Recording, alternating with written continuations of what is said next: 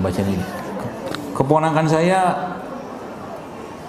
umurnya 3 tahun, divonis kena diabetes dan harus insulin seumur hidup.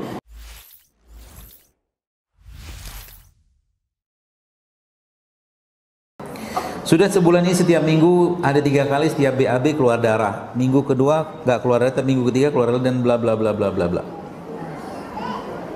Solusinya apa? Makan lidah buaya. Lidah buaya.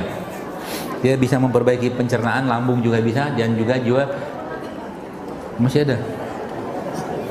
Dan juga bisa untuk kalau memang ada perdarahan, dia bisa menghentikan perdarahan lidah buaya. Air kelapa tua itu baik diminum berapa kali sehari? Minimal sekali sehari kalau bisa. Jadi kalau ibu-ibu pergi ke pasar dan nyari santan, jadi santannya mungkin dari kelapa tua itu, airnya Anda minta bawa pulang minum. Buat suami boleh, buat ibu boleh. Untuk orang yang kena stroke, apa yang paling baik untuk penyembuhan penyakit tersebut? Ya, makanan-makanan yang bisa meningkatkan otak sih, seperti zaitun ya, atau kacang-kacangan tadi itu juga bisa. Dan makanan-makanan yang tinggi antioksidan, which is itu dari buah, terutama buah-buahan yang hijau. Sayur-sayur hijau seperti brokoli bisa, ya, membantu ya. Tapi kalau udah stroke udah cukup lama, saya kira mungkin penanganannya juga kudu komprehensif, ya harus refleksi, mungkin harus bekam, harus akupuntur, di luar mungkin fisioterapi, semualah. Kalau nggak salah ada ibu-ibu yang pernah share kayak begini ke saya di IG, sempat saya posting ulang, dan itu emang efeknya luar biasa ya. Bapaknya, ibunya beliau, saya nggak salah, itu ternyata bisa membaik ya dengan memperbaiki pola makan ya. Herbal apa untuk penyakit schizophrenia bipolar?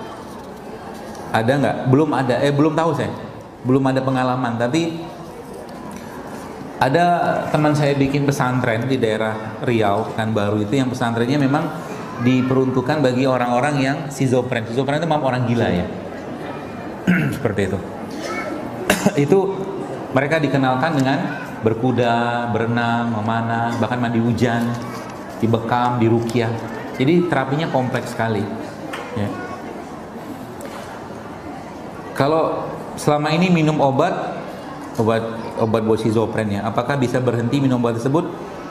Wallahualam, saya belum tahu, karena memang ketika sudah schizophren, reaksi itu kan kadang-kadang bisa apa ya, bisa mendadak gitu loh orang-orang yang schizophren itu. Jadi saya kira mungkin perlu konsultasi ya ke yang ahli ya, bukan ahli maksudnya lebih intensif, karena kayak begini ini nggak cukup dengan sekedar kertas doang, harus datang ke terapis ya. Banyak sih di Jakarta yang bisa saya rekomen, atau mungkin kalau nggak di Jakarta di tempat yang lain ada. Bagaimana dengan diet keto? Kalau saya sih tidak sepakat terus menerus tidak makan karbo ya, karena keto kan dia makannya lemak sama protein terus. Kalau pakai pola kayak begini kembalikan semua kepada Al-Quran dan hadis. Kalau menggunakan diet tertentu dan dia melarang makan buah, lalu untuk apa Allah ciptakan buah? Gitu loh. Jadi kita tuh kalau menjawab sesuatu itu jawabnya kembalikan pada Al-Quran. Jadi ada orang diet ini segala macam, ya bagaimana Nabi memberi petunjuk, ikut aja itu.